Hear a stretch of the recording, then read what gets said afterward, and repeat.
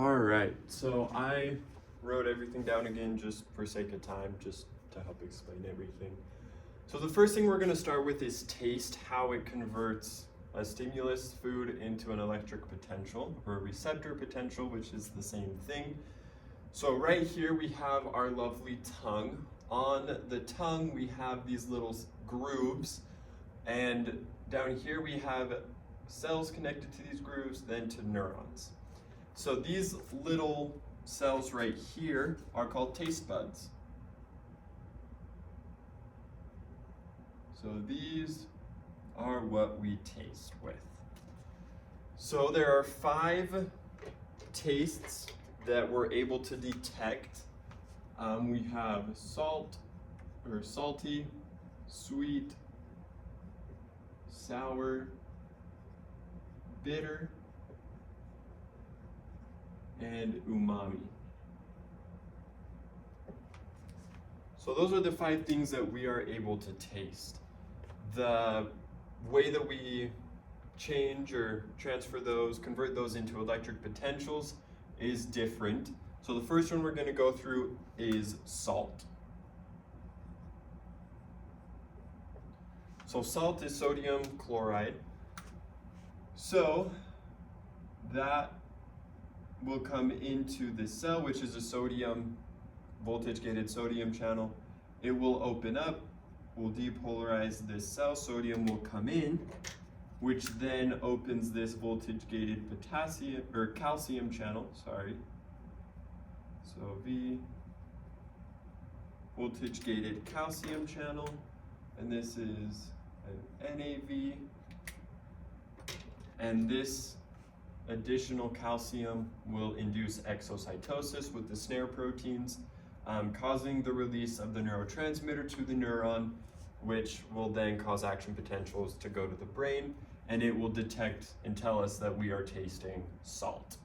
So that is how salt is converted into a receptor potential. Now we're going to do sour, which is very similar to the salt. The only difference really is that instead of being an NAV channel, this is actually a hydronium ion channel, or a proton channel. So H+ ions from the sour, the acid, are going to come into the cell, depolarizing it. We also have this channel right here where H+ will bounce off, and this is a voltage gated potassium channel.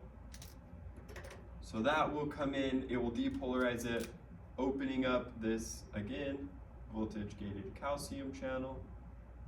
Calcium's going to flood into the cell, which induces exocytosis. We release our neurotransmitter. The neuron sends it to the brain, and the brain says we're tasting something sour. Now, this last one is for the remaining 3. So sweet, bitter, and umami all have this same way of converting the stimulus into an action potential. So we're going to get a ligand. I'll make it purple. This ligand is going to combine with this G protein. The G protein will release a secondary messenger, IP3. This is phospholipase C.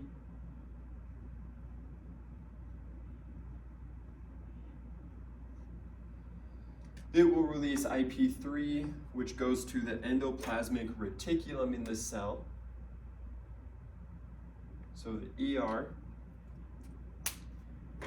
And the ER will then, it stores calcium, so it's going to release its calcium, which then induces the exocytosis, releasing the neurotransmitter and into the brain, telling us that we're either tasting sweet, bitter, or umami, which is, I think, Japanese for delicious, I guess. And so this is ligand gated through G protein mediated. Sour and salt are very similar, just the difference is sodium or a H+ ion. So that's taste. Those are the 5 things that we're able to taste with and how we're able to do it. Now we're going to move on to smell. Smell is kind of not simple, but simpler as well. This right here is a cribriform plate.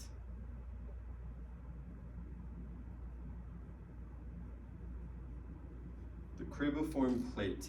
It's very thin, it rests above the cavity, but above this is the brain. So it's a very small area, I guess, between the brain and the nasal cavity. This blue line right here is called the olfactory bulb.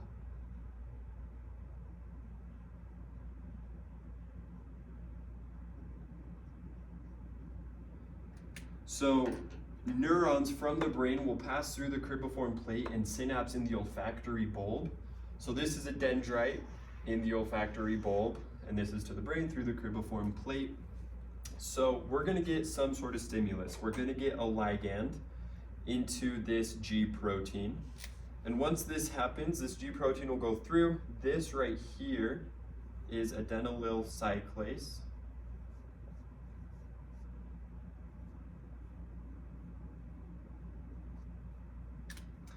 And adenylyl cyclase produces its secondary messenger. It's not IP3, it's CAMP. So CAMP, C-A-M-P, will then combine with this cation channel.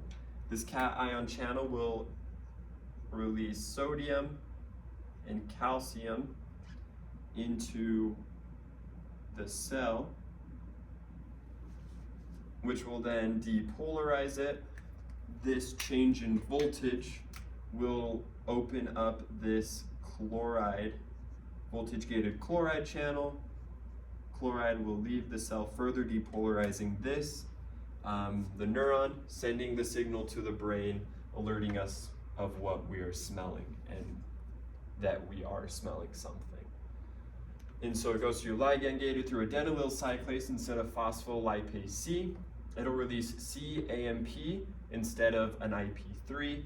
It opens this cation channel, releasing and depolarizing the neuron or the nerve, and releasing it into the cell, into the brain. So that's taste and smell. We're now going to look at vision, how we see, how we convert light into an action potential. Very cool. So this is a side view of the eye. This area right here is the retina. So this is the retina. This is the lens. This is the cornea.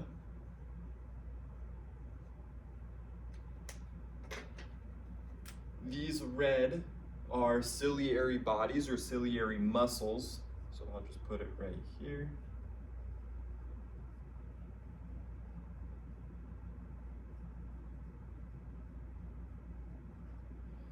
And the green are suspensory ligaments.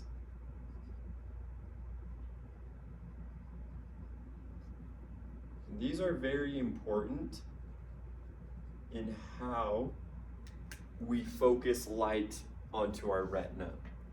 So first, we're going to see how we bend light. So we have a point kind of close, and we're going, this light will come into the lens, and then we're going to bend it back to the retina. Okay? And now something further away, we're going to come in through there, and we're going to bend it back. Now, the thing that helps us know how much bending we need to be able to do is the angle that that stimulus is coming from. You can see that if something is closer, the angle between this bending it to the point is actually more steep, more angled than it is when it's farther away. And so to be able to focus that to where we can hit this point, we are going to need to like move and change the shape of the lens. And that is what this is going to explain. So the ciliary muscles goes all the way around the lens. This is the lens. These are the suspensory ligaments. So when the ciliary muscles contract, they're pretty much going to get smaller. So the suspensory ligaments are going to get looser, which will cause the lens to get wider, get thicker. Whereas when the ciliary muscles relax, they're going to pull the suspensory ligaments tight, and the lens will get thinner. And that's how we're able to bend light to where we need it. So if it's closer, if it's farther, the lens will be able, through the ciliary muscles and suspensory ligaments, be able to contract, get thicker or longer. If we need a larger bend or a shorter bend, it'll be able to adjust for that. So now the retina, we're going to explain the retina. The retina consists of 3 types of cells. We have photoreceptors, bipolar cells, and ganglia cells. That is how we're going to convert the light into an action potential. So this right here, this green circle, is the fovea. The fovea is very condensed and very concentrated with these receptors. So that is why we go to that point. This circle right here is the optic disc.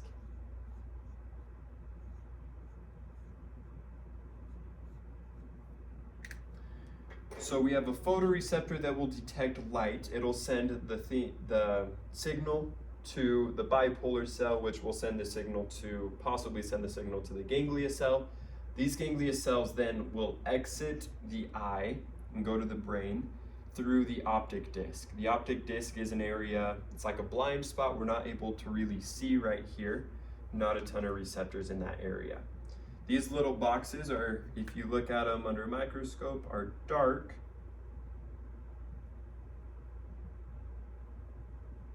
These are pigmented epithelium, just in between photoreceptors.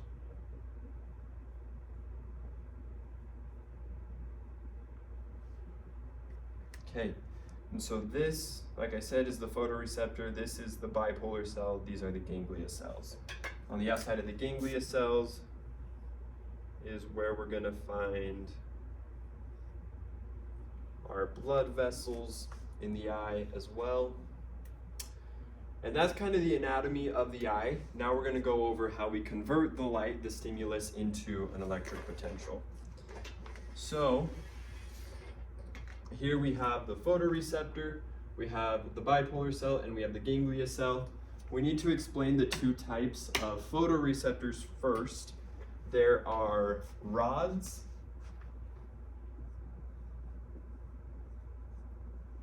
and cones.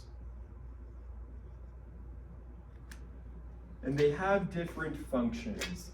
Cones are especially good at seeing color. However, they don't see sharp corners, edges very well.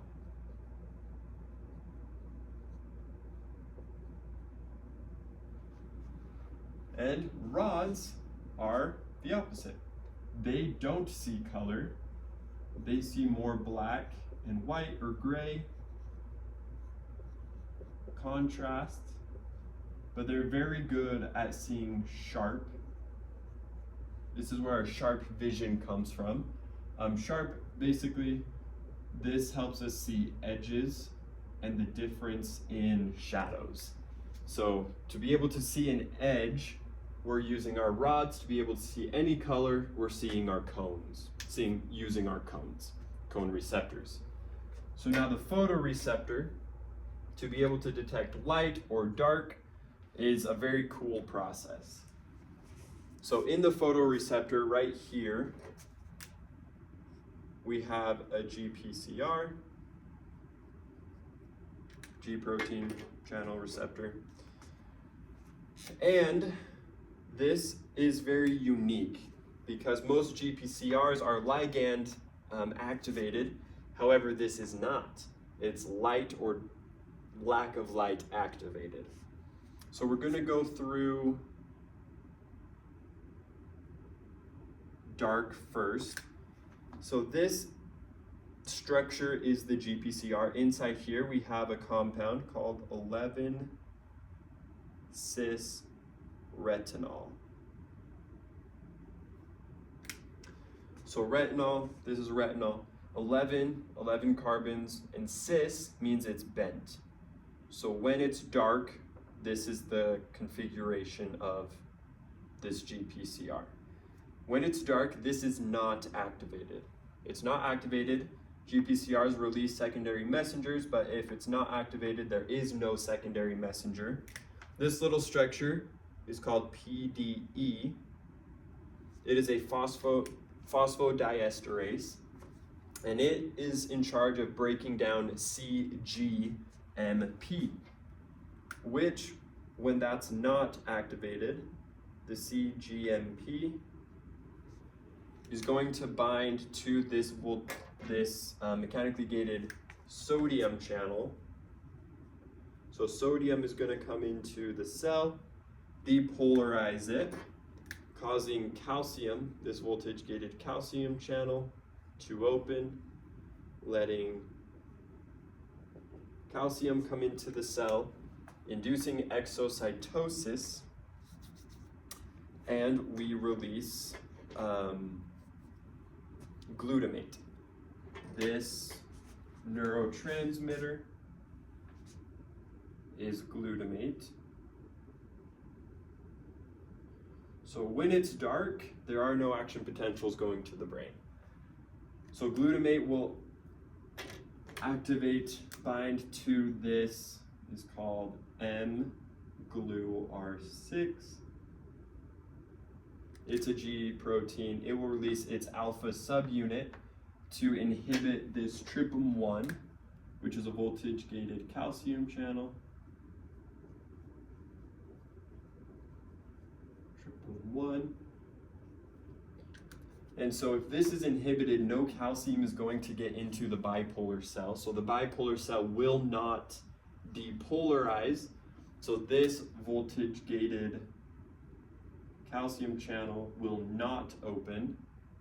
It won't open. No calcium will come in.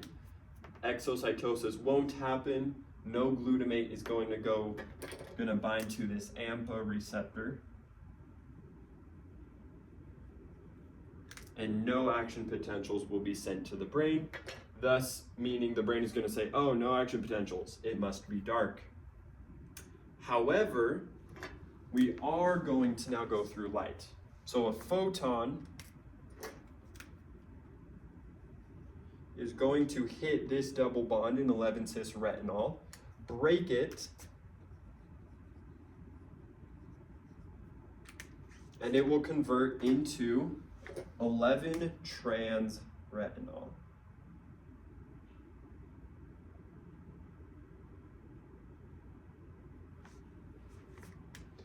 So now we have light, we have a stimulus. This is now activated, so it's going to release its alpha subunit, which will activate this phosphodiesterase. Activated, yay! The phosphodiesterase will break down CGMP so that sodium cannot get into the cell. So it will not depolarize right here. Calcium won't get in. This voltage-gated calcium channel will stay closed. So glutamate or less glutamate will not be released into the synaptic cleft to the bipolar cell. This mGluR6 cannot be activated because there is no glutamate. So these secondary messengers will not inhibit TRPM1. So calcium will then come into the cell, depolarizing it, causing the BWONG, which then activates this voltage-gated calcium channel, inducing exocytosis, releasing glutamate.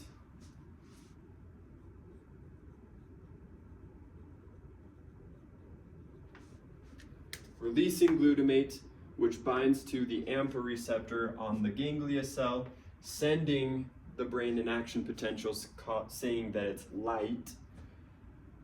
And that is how we're able to detect light. When it's dark, we do get glutamate to inhibit this TRPM1, so we don't get any glutamate here. When it's light, we don't get glutamate here, but we do get glutamate here, telling us that it is light. And that is how we convert a photon, or the light we see, into a working electrical potential to be able to detect it. I'm going to move the camera now to this next part. All right. It's a bad angle. Okay. So, this next part is about receptor fields. And receptor fields are on the photoreceptor on a cone or a rod, and it will tell us what is going to happen with the bipolar cell. So we're going to use a green squiggly line to indicate light or a photon. And the receptor field has two parts. We've got a surround part and a center part. So sometimes we're going to have a receptor that is on center. So when light hits it, we'll get an action potential. So on center, and it'll be off surround. Those are always opposite. So off surround if it's on center, which means if no light hits the surround area, we'll get an action potential, but if it does, there will be no action potential for this area. Now, the bottom row is the opposite. So if we have an off-center receptor, we're going to have an on-surround part, which will again tell us how many action potentials we're going to be sending. Okay, so the center, we can say, sends about 60% of the action potentials, and the surround has 40% of the action potentials. So we'll just say 10 action potentials possible, 100% of them. The inside has 6 of them, the outside has 4 of them. So let's say light comes in on this on-center, off-surround and hits every part of this receptor. So what did we say? If it's on center, off surround, light will hit the on center if it's on, and we'll get an action potential. But if it's off surround and light hits it, we can't use those action potentials. So since it's off surround, we can't use the 2 surround action potentials. So we can't use those 4, but we can use the 6 from the center. So we're going to get 60% or 6 action potentials. Now we're going to continue. If light only hits 2/3 or 1 surround and the center, we can actually now use these surround action potentials, and we can use the center ones, but we still can't use this other one. So we're actually going to get 80% or 8 action potentials. Now we come and we hit just 1/3. We only hit 1 surround, but we miss the center and the other surround. It's off surround, so no light is hitting that one, but it's on center, so we can't use that, but we also can't use that because light is hitting it. We'll only get 20% or 2 of those action potentials. Now we have this on center, off surround. No light hits it. There is no light. So off surround, we can use the 2 surround, but it's on center, so we can't use the center. So we're only going to get 40% or about 4 of those action potentials. Now, this is kind of the same setup, but we now are going to have this. So if light hits this surround, I'll label it. And this is center. Based on this, we know what's going to happen. If light hits this, we're not going to get any, we can't use it, so we're only going to get from the center, but it will actually, through horizontal cells, this is an AMPA receptor, it'll tell the center what's going to happen. So this is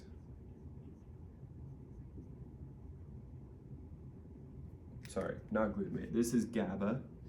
So it will inhibit, just like we know, it'll inhibit, the light will inhibit surround, releasing less glutamate here because light hit it, releasing less glutamate from over here so that the brain can say that it's light. And this is a cation channel.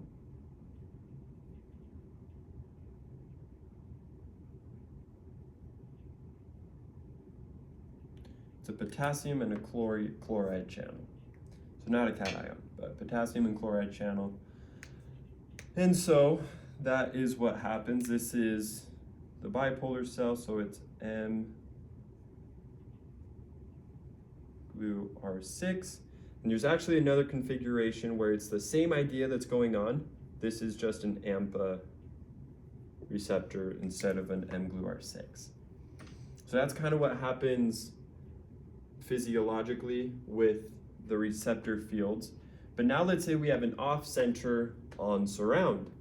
So it's the opposite. So what's going to happen? Just the opposite. Light's going to hit all of this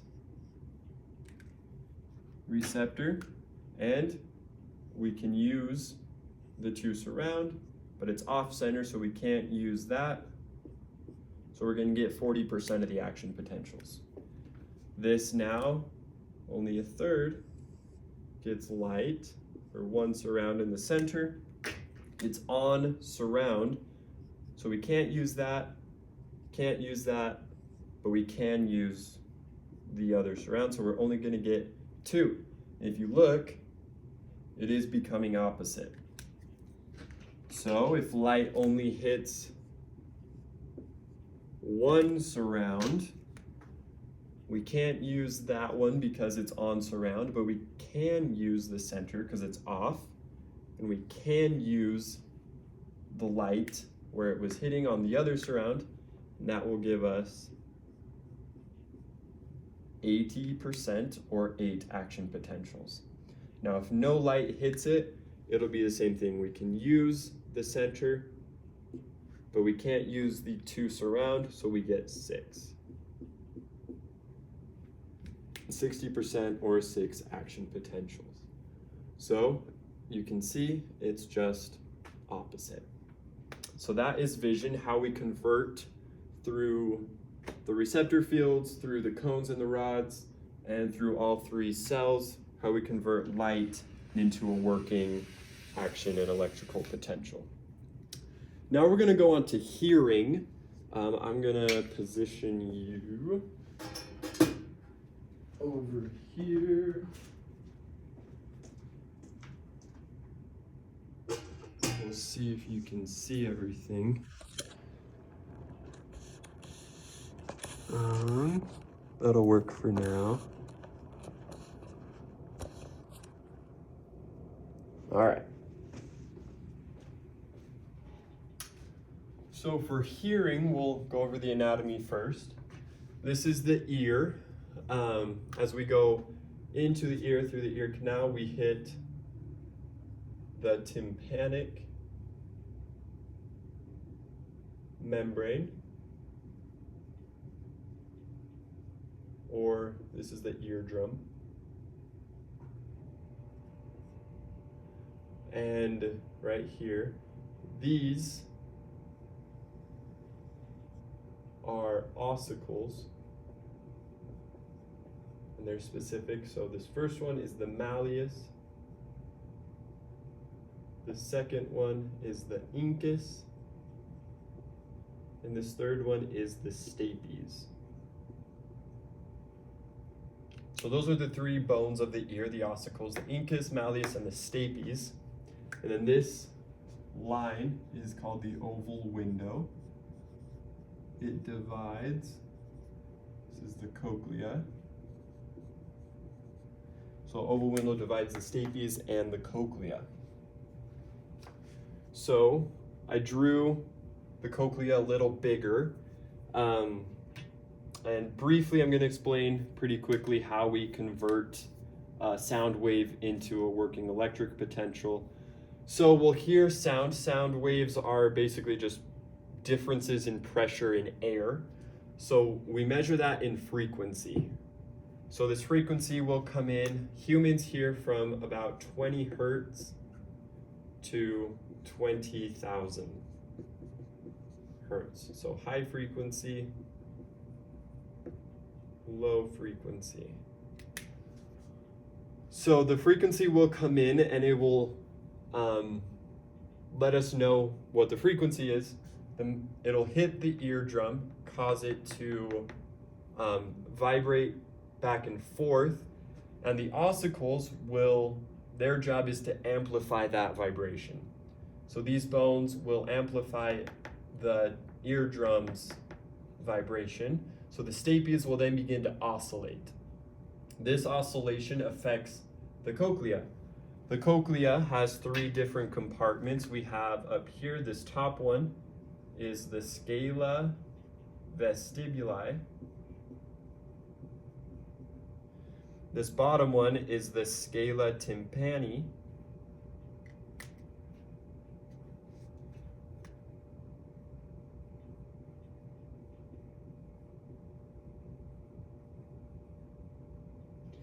And the middle one is the scala media. It's also called the cochlear duct. And there is fluid in each of these areas. This top one is called, the top and the bottom fluid are perilymph.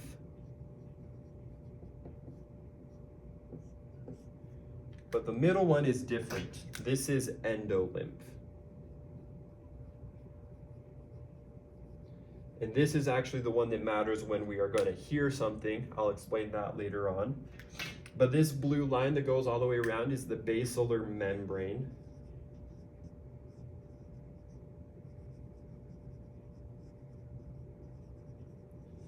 And if we take the basilar membrane and look at it from the top, we'll see that it close to the oval window is thin. As it goes on, it gets wider. And this is what the range is for high frequency and low frequency. So if what we're hearing is a high frequency, it's going to resonate right here. If it's low, it'll be more up here. And so how it converts, like I said, this stapes starts to oscillate, and we get vibrations in the fluid. So the fluid will then start to vibrate, and it will find the frequency that this original sound is, and it will resonate there. So resonance, basically, frequencies will match.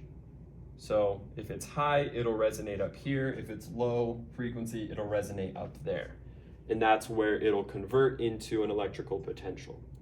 So it'll go along, it'll make the fluid until it resonates, and then it will convert it, and I'll explain how to an electric potential.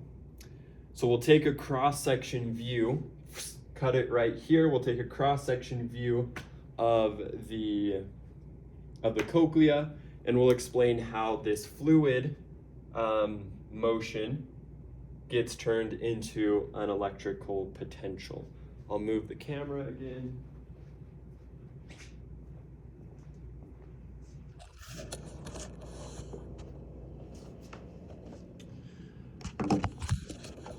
All right.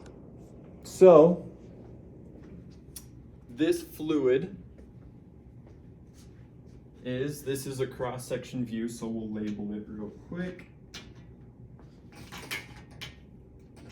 So this right here is the scala vestibuli. This down here is the scala tympani. This is the scala media.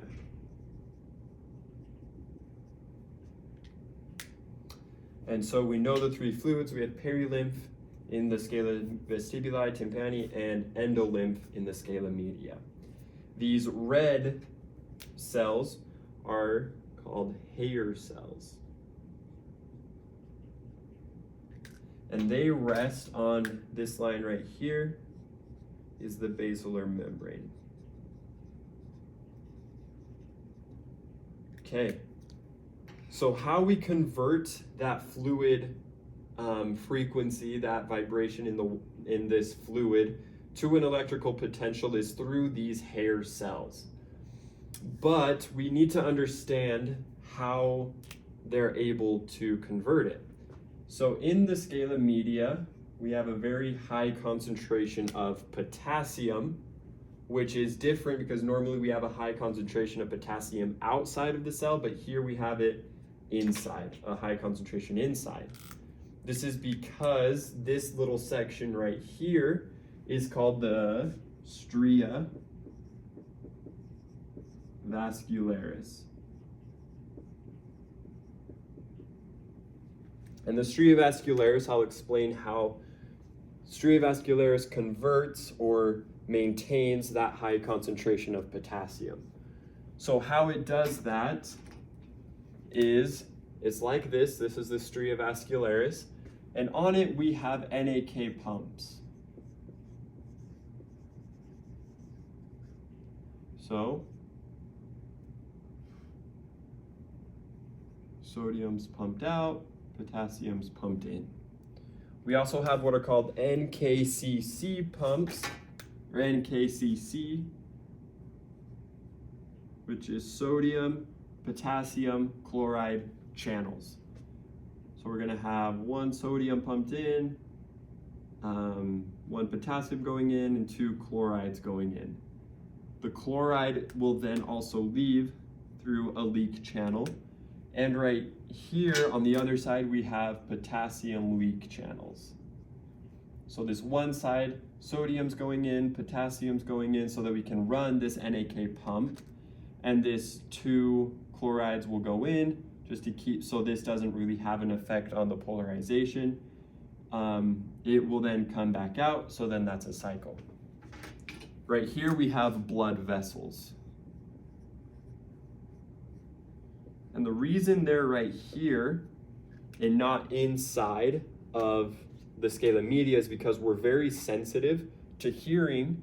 And so even if we were to have like a 1 cell wide diameter blood vessel in there, we would hear a rushing sound constantly because it is so, the hair cells are so sensitive to that movement. And so the blood vessels are out here so that this has its supply of ATP needed to be able to run. And it is actually the most dense part per millimeter squared of the body of blood vessels. So this per millimeter squared has the most blood vessels in compared to anywhere else in the body, even the heart, the brain, and other things. And so this whole system is just duplicated right here. So on this other part, we have sodium coming out, potassium going in, and the NKCC, sodium going in, potassium going into, chlorides going in with chloride coming back out again. So this right here is the endolymph on the inside of this. And so that is how we maintain and keep a very high concentration of potassium inside of the endolymph or in the scala media. So now with that concentration, once we get that fluid vibration, it's going to vibrate the basilar membrane. So these hair cells are going to go up and down inside of this, what's called the tectorial plate, or tectorial membrane, sorry. And that movement will cause these hair cells, these fingers, to bend towards one another, touch, and go far apart again. Well, when that happens, up here we have voltage-gated potassium channels. And so when, sorry, not voltage, they're mechanically gated. So mechanical gated potassium channels. When that happens, the hairs will touch. They're connected to these hair cells, so the lids will open from the mechanical gated potassium channels, and potassium floods into the cell. And it keeps going because of this high concentration of potassium in the scala media. Down here, we also have K+ channels, and we even have an NAK pump. So that will help with the depolarization of this cell. And we have two rows. So we have an inner row and an outer row of hair cells. The outer row, its main job is to be in charge of amplifying that fluid vibration, so that once that happens, it'll amplify and send that wave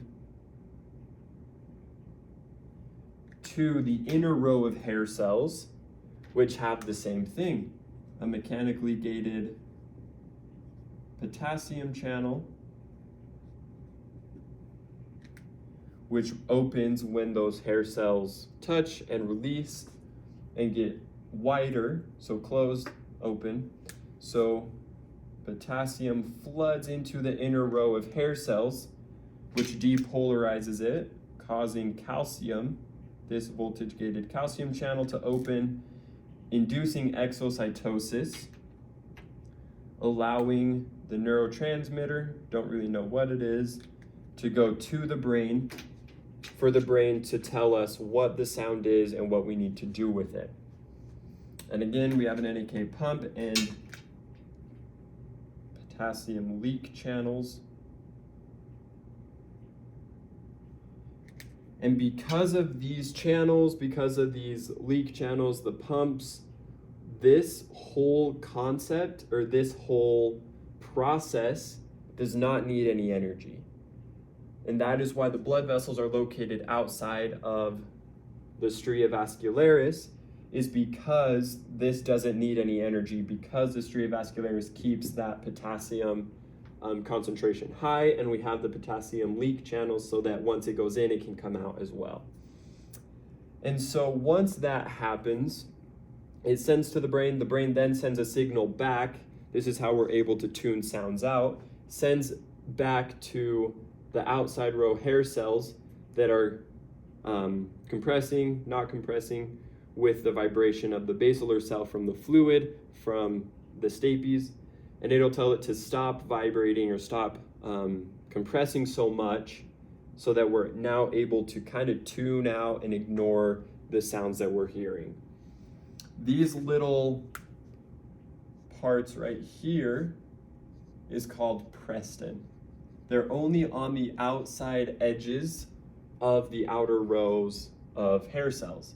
Preston is an old voltage-gated chloride channel that doesn't work anymore. And since it doesn't work anymore, our body has actually turned it into kind of an aid in amplification. And these, along with this hair cell, will compress kind of like an accordion. again, amplifying this signal to the inner row to then bring on the turn it into an electrical potential through this inner row of hair cells. So that is how we hear something, and the basilar membrane, like I showed before, kind of goes up and around through the high and low frequency. So this happens depending on where that frequency in the fluid resonates. If it's a high frequency, it'll be more towards the beginning of the cochlea, and if it's a low frequency, it'll happen more towards the end of the cochlea. And that is all we have for today. Thanks.